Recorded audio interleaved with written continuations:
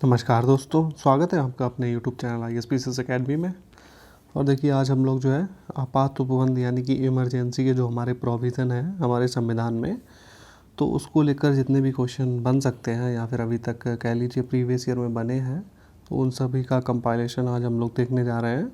तो देखेंगे कि आपात उपबंध किस तरीके से, क्या क्या इनसे रिलेटेड अनुच्छेद हैं और क्या क्या प्रक्रिया होती है, कब कब ये लगाए जाते हैं। तो ये सभी चर्चा हम लोग आज के वीडियो के माध्यम से करने वाले हैं। तो चलिए हम लोग पहला क्वेश्चन देखते हैं कि भारत सरकार का दायित्व है कि वह जो है बाह्य आक्रमण एवं आंतरिक अशांति से राज्यों की रक्षा करे। तो जो सेंट्रल गवर्नमेंट होती है तो उसका एक दायित्व होता है कि वो जो है अगर कभी बाह्य आक्रमण हो विदेशी देश के द्वारा, विदेशी शत्रु के द्वारा, या फिर आंतरिक अशांति हो तो वो राज्यों की रक्षा करे। तो ये जो भारत सरकार का दायित्व है ये इसका प्रावधान है अनुच्छेद 355 के अंतर्गत। दूसरा है कि भारत में राष्ट्रीय आपातकाल की घोषणा करने का अधिकार या फिर आधार क्या क्या है, क्या क्या जो है आधार हैं जिनके आधार पर जो है राष्ट्रीय आपातकाल लगाया जा सकता है। तो एक आप युद्ध के अनुसार या फिर जैसे कि कोई दूसरा शत्रु देश जो है, मान लीजिए पाकिस्तान या फिर चाइना, जो अभी जिनसे हमारे होते रहते हैं, तो इनके साथ में कोई युद्ध हो जाए या फिर कोई बाह्य आक्रमण हो जाए या फिर सशस्त्र विद्रोह हो जाए पब्लिक के द्वारा, अगर कोई सशस्त्र विद्रोह होता है तो इसके आधार पर भी राष्ट्रीय आपातकाल लगाया जा सकता है। अगला है कि किस तारीख को भारत के राष्ट्रपति ने घोषणा की थी कि गंभीर आपात विद्यमान है जिसके कारण आंतरिक अशांति से भारत की सुरक्षा को गंभीर खतरा है। तो ये डेट थी 25 जून 1975। पहले होता क्या था कि आंतरिक अशांति के आधार पर भी जो है आपातकाल लगाया जा सकता था। बाद में आंतरिक अशांति को जो है हटा के क्या कर दिया गया, आंतरिक अशांति को आधार को समाप्त कर दिया गया और सशस्त्र विद्रोह को जोड़ दिया गया कि अब आंतरिक अशांति के आधार पर नहीं, अगर सशस्त्र विद्रोह होगा तभी आप आपातकाल लगा सकते हैं।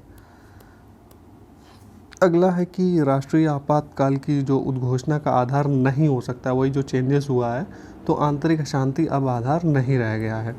भारत के राष्ट्रपति के द्वारा राष्ट्रीय आपातकाल की घोषणा की जा सकती है तो अनुच्छेद 352 के अनुसार।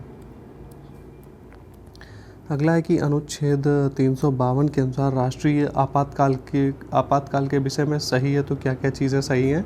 यह जो है राष्ट्रपति के द्वारा उद्घोषित होता है। किसके द्वारा होगा? राष्ट्रपति के द्वारा। और जो है इसे 1 माह के भीतर जो है संसद की स्वीकृति मिलनी चाहिए, यानी कि इस पर वोटिंग होनी चाहिए। और संसद में वोटिंग कैसी होनी चाहिए? 2/3 बहुमत से इसे स्वीकृति मिलनी चाहिए। संसद के साधारण बहुमत से इसे देखिए, अगर वापस लेना है तो संसद के साधारण बहुमत के द्वारा इसको वापस लिया जा सकता है, लेकिन अगर स्वीकृति मिलनी है तो ये 2/3 जो बहुमत होता है उसके अनुसार इसको स्वीकृति मिलेगी। और वापस होने के लिए साधारण बहुमत के द्वारा इसको वापस लिया जा सकता है। संसद के द्वारा संकट काल की घोषणा का अनुमोदन होना चाहिए।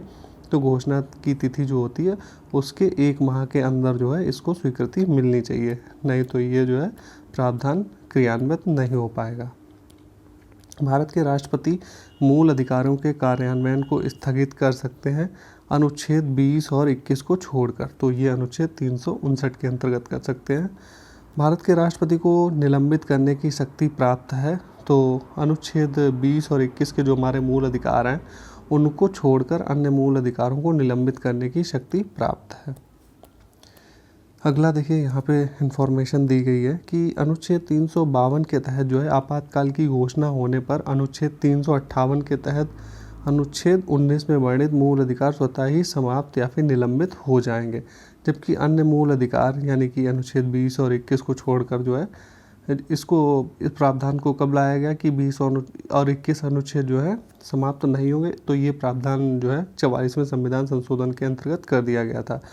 तो इसमें क्या होता है कि जैसे कि अगर 358 अनुच्छेद के अंतर्गत अगर इमरजेंसी लगाई जाती है तो अनुच्छेद जो 19 में वर्णित मूल अधिकार होंगे वो स्वतः ही निलंबित हो जाएंगे, जबकि अन्य मूल अधिकारों को निलंबित करने की शक्ति राष्ट्रपति को अनुच्छेद 359 के तहत प्राप्त होती है। अगर यहाँ पे बेसिकली बात ये लिखी है कि जो अनुच्छेद हमारा 358 है उसके तहत अगर इमरजेंसी जब लगाई जाएगी तो अनुच्छेद 19 के जो हमारे मूल अधिकार हैं वो स्वतः ही समाप्त हो जाएंगे। और अगर 359 के अनुसार अगर इमरजेंसी लगाई जाती है तो जो है उसके द्वारा जो है फिर बाकी के 20 और 21 छोड़ने के बाद में जो भी रह जाएंगे मूल अधिकार उन सभी को निलंबित करने की शक्ति राष्ट्रपति के पास में होगी, लेकिन अनुच्छेद 20 और 21 जो है निलंबित नहीं होंगे।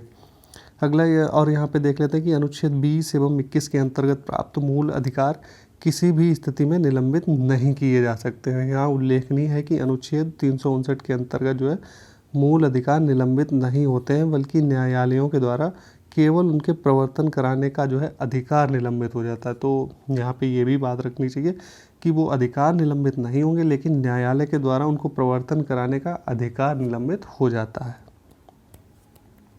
अगला है कि संघ राज्यों के बीच में करों के विभाजन संबंधी प्रावधानों को जो है राष्ट्रीय आपातकाल के समय निलंबित किया जा सकता है। यहाँ पे कथन दे रखा है कि भारतीय संविधान मूलतः संघात्मक स्वरूप का है, तो बिल्कुल है संघीय स्वरूप हमारा है। कारण यहाँ पे है कि अनुच्छेद 352 में राज्यों में संवैधानिक तंत्र विफलता की दशा के प्रावधान है। तो यहाँ पे संवैधानिक तंत्र की विफलता के प्रावधान में तो फिर जो ये संघात्मक कहाँ रह जाएगा, फिर तो ये एकात्मक हो जाएगा। तो इसी वजह से हमारा कथन ए सही है, लेकिन कारण आर जो है बिल्कुल गलत दिया हुआ है। यहाँ पे किस अनुच्छेद के अंतर्गत राज्य में राष्ट्रपति शासन लगता है, तो अनुच्छेद 356 के तहत लगता है। आगे है प्रायः राज्यों में राष्ट्रपति शासन लागू किया जाता है तो गवर्नर यानी कि जो राज्यपाल होता है उसकी सलाह पर राष्ट्रपति लगाते हैं राष्ट्रपति शासन। किसी राज्य में राष्ट्रपति शासन की उद्घोषणा के लिए आवश्यक परिणाम नहीं है, तो क्या चीज़ आवश्यक नहीं होनी चाहिए कि राज्य की विधानसभा का विघटन या स्थानीय निकायों का विघटन, ये आवश्यक नहीं है। कर भी सकता है राष्ट्रपति, नहीं भी कर सकता है। अगला है कि यहाँ पे एक तरफ राज्य दिए हुए हैं, दूसरी तरफ 2019 तक राष्ट्रपति शासन लागू किए जाने की संख्या दी है। तो 2019 तक मणिपुर में अभी तक 10 बार लग चुकी है इमरजेंसी, यूपी में 9 बार, बिहार में 8 बार और ओडिशा में 6 बार लग चुकी है। ये 2019 तक का डाटा है। संविधान के अनुच्छेद 356 के अंतर्गत राष्ट्रपति शासन सर्वप्रथम लागू किया गया था तो 1951 में पंजाब में एवं 1953 में जो है पेप्सू राज्यों में। अगला है कि संविधान के अनुच्छेद 356 से संबंधित सही कथन क्या क्या है, तो राज्यों में संवैधानिक तंत्र की विफलता जो है एक वस्तुनिष्ठ यथार्थ है। इस अनुच्छेद के अंतर्गत की गई घोषणा का उच्चतम न्यायालय के द्वारा न्यायिक पुनर्विलोकन जो है किया जा सकता है और उद्घोषणा के 2 माह के भीतर संसद के प्रत्येक सदन के द्वारा इसका अनुमोदन किया जाना चाहिए। देखिए हम लोगों ने जो राष्ट्रीय आपातकाल पढ़ा था अनुच्छेद 352 के अंतर्गत, उसको क्या था, संसद के द्वारा 1 महीने के अंदर अनुमति जो है स्वीकृति मिलनी थी। लेकिन अनुच्छेद 356 में जब राज्यों में जो इमरजेंसी लगाई जाती है उसको स्वीकृति कितने महीने के अंदर, 2 माह के भीतर जो है संसद की अनुमति मिलनी चाहिए। तो ये है यहाँ पे दोनों चीज़ें, दोनों में अंतर है, इसको आप लोगों को याद रखना होगा। अगला है कि यदि भारत का राष्ट्रपति संविधान के अनुच्छेद 356 के अधीन यथा उपबंधित अपनी शक्तियों का किसी विशेष राज्य के संबंध में प्रयोग करता है तो क्या होगा, तो उस राज्य के विधानमंडल की शक्तियां जो होंगी वो संसद के द्वारा या उसके प्राधिकार के अधीन जो है प्रयोज्य होंगी। राष्ट्रपति शासन अधिकतम लगाया जा सकता है, तो अधिकतम मैक्सिमम 3 वर्ष तक किसी राज्य में राष्ट्रपति शासन लगाया जा सकता है और उसके बाद में जो है चुनाव जो है अनिवार्य हो जाते हैं।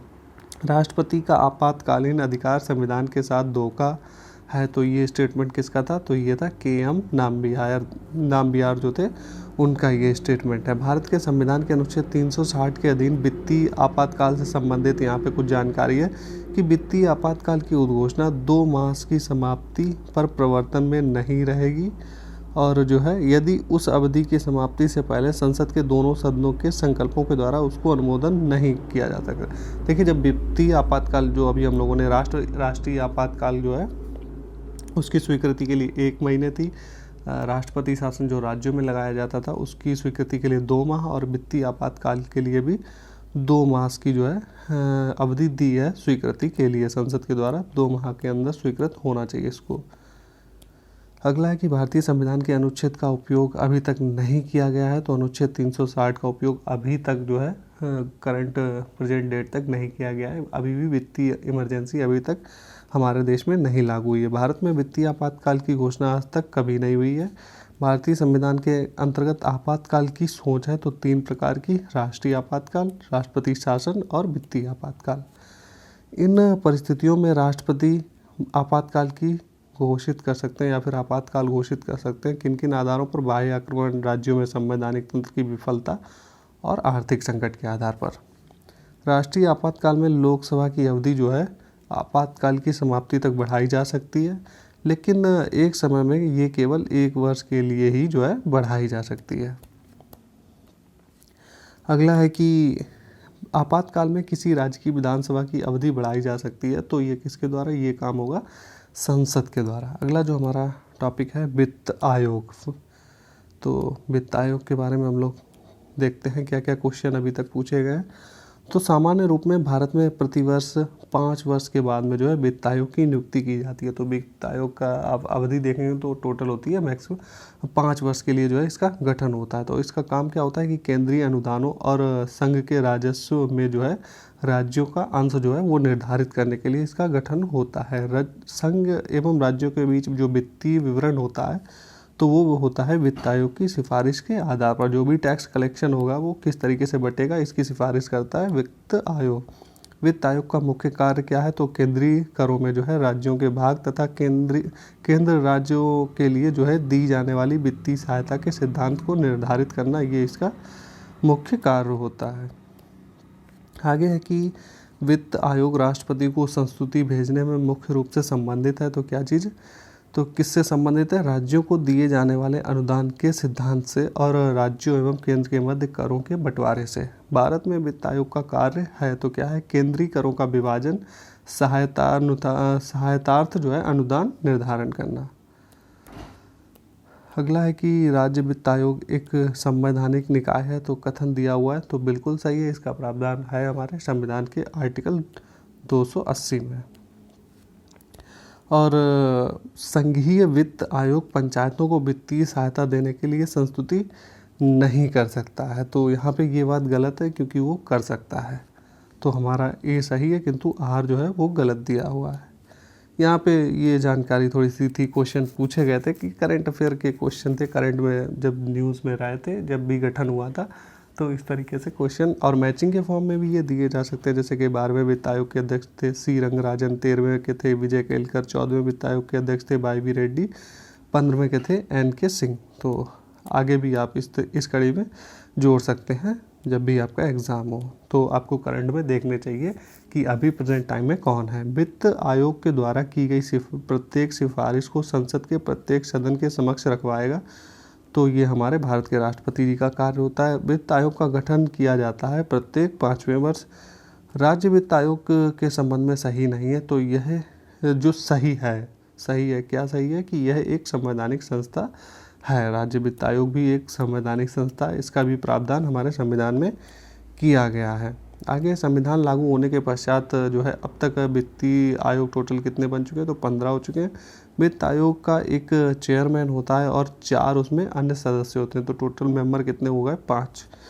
केंद्र और राज्यों के बीच में जो वित्तीय फिजिकल विवादों के निपटारे हेतु मुख्य एजेंसी कौन सी है, तो वो है आपकी सुप्रीम कोर्ट। अगला जो हमारा चैप्टर है योजना आयोग, जिसको नीति आयोग भी बोला जाता है, तो इसके बारे में भी हम लोग जानकारी देख लेते हैं। तो योजना आयोग जो पुराना था हमारा बना हुआ था उसको चेंज करके नीति आयोग कर दिया गया।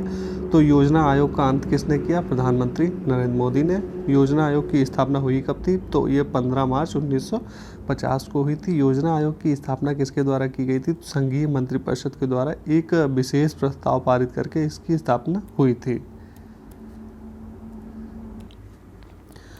अगला है कि योजना आयोग को प्रतिस्थापित करते हुए 1 जनवरी 2015 को नीति आयोग की स्थापना हुई है, जो हुई है संघीय मंत्रिपरिषद के द्वारा पारित एक विशिष्ट प्रस्ताव से। संविधानेतर संस्था है, तो नीति आयोग जो है वो एक संविधानेतर संस्था के अंतर्गत आती है। वित्त आयोग एवं योजना आयोग के परस्पर विलय का प्रस्ताव दिया था, तो ये प्रस्ताव दिया था एम.बी. माथुर ने। संवैधानिक निकाय नहीं है, तो योजना आयोग जो है संवैधानिक निकाय नहीं है। अगला है कि इन निकायों में संविधान में उल्लेख नहीं है, किसका, तो राष्ट्रीय विकास परिषद, योजना आयोग, क्षेत्रीय परिषदें, इनका उल्लेख हमारे संविधान में नहीं है। इनको जो है किस तरीके से बनाया गया, संसद के द्वारा अधिनियम के द्वारा इनको बनाया गया है। भारत के योजना आयोग के प्रथम अध्यक्ष कौन थे, तो पंडित जवाहरलाल नेहरू। योजना आयोग जिसको अब नीति आयोग बोला जाता है, इसके पदेन अध्यक्ष कौन होते हैं, तो जो करंट में प्रधानमंत्री PM होते हैं वो इसके पदेन अध्यक्ष होते हैं। नीति आयोग के विषय में थोड़ा सा देख लेते हैं क्या क्या सही है। तो इसका गठन जो है योजना आयोग के स्थान पर किया गया है और इसका गठन जनवरी 2015 में हुआ है। यह सहकारी संघवाद के सिद्धांत पर आधारित है। योजना आयोग के उपाध्यक्ष को भारत सरकार के सरकारी वरीयता क्रम में महत्व का दर्जा दिया गया है। तो भारत सरकार के कैबिनेट मंत्री के समान इसको दर्जा मिला हुआ है। अगला कथन दिया हुआ है कि योजना आयोग को आर्थिक मंत्रिमंडल परिभाषित किया गया है, केवल संघ हेतु नहीं अपितु राज्यों हेतु भी। और कारण यहाँ पे जो दिया गया है वो है कि यह राष्ट्रीय संसाधनों के संतुलित उपयोग हेतु पंचवर्षीय योजनाओं का निर्माण करता है। तो इसी वजह से इसको आर्थिक मंत्रिमंडल कहा जाता है। तो ए और आर दोनों ही सही है, परंतु आर जो है वो यहाँ पे स्पष्टीकरण नहीं कर रहा है, क्योंकि आर्थिक मंत्रिमंडल इसको इसलिए कहा जाता है क्योंकि ये जो है योजनाएं बनाता है। तो यहाँ पे जो पंचवर्षीय योजनाओं का निर्माण होता है, तो बिल्कुल दोनों ही चीज़ें यहाँ पे सही है कि यह राष्ट्रीय संसाधनों के जो है संतुलित उपयोग हेतु पंचवर्षीय योजनाओं का निर्माण भी करता है। तो यहाँ पे आपको देख ए और आर दोनों ही सही है, परंतु आर जो है वो सही स्पष्टीकरण नहीं कर रहा है। आगे देखते हैं कि राष्ट्रीय विकास परिषद को देखते हैं। तो राष्ट्रीय योजना की उन्नति पर चर्चा करती है, राष्ट्रीय योजना के उद्देश्यों की प्राप्ति हेतु उपाय भी सुझाती है, राष्ट्रीय योजना निर्माण हेतु दिशा निर्देश भी प्रदान करती है। तो ये सभी काम है राष्ट्रीय विकास परिषद के। अगला है कि राष्ट्रीय विकास परिषद की रचना हम लोग देख लेते हैं। तो इसमें होते हैं प्रधानमंत्री, संघ के मंत्रिमंडल के जो मंत्रीगण होते हैं वो, और राज्यों के मुख्यमंत्री इसमें जुड़े हुए होते हैं। राष्ट्रीय विकास परिषद का मुख्य संबंध किससे है? तो पंचवर्षीय योजनाओं के अनुमोदन से है। आगे है कि राष्ट्रीय विकास परिषद की अध्यक्षता कौन करता है? तो प्रधानमंत्री जी करते हैं। भारत में राष्ट्रीय विकास परिषद का जो है गठन कब हुआ था? तो ये 6 अगस्त 1952 को हुआ था। संघ लोक सेवा आयोग, वित्त आयोग, निर्वाचन आयोग एवं नीति आयोग में से जो एक संविधानेतर संस्था है जिसका संविधान में प्रावधान नहीं है, तो नीति आयोग, इसकी स्थापना कब हुई थी? 1 जनवरी 2015 को। अगला जो हमारा चैप्टर है लोकपाल और महत्वपूर्ण अन्य जो आयोग हैं, तो इनके बारे में हम लोग जो चर्चा है नेक्स्ट वीडियो में हमारी होगी, लोकपाल और महत्वपूर्ण अन्य जो भी आयोग हैं। तो हम लोग इसके बारे में चर्चा नेक्स्ट वीडियो में करेंगे। तो चलिए फिर हम लोग मिलते हैं नेक्स्ट वीडियो में अपने।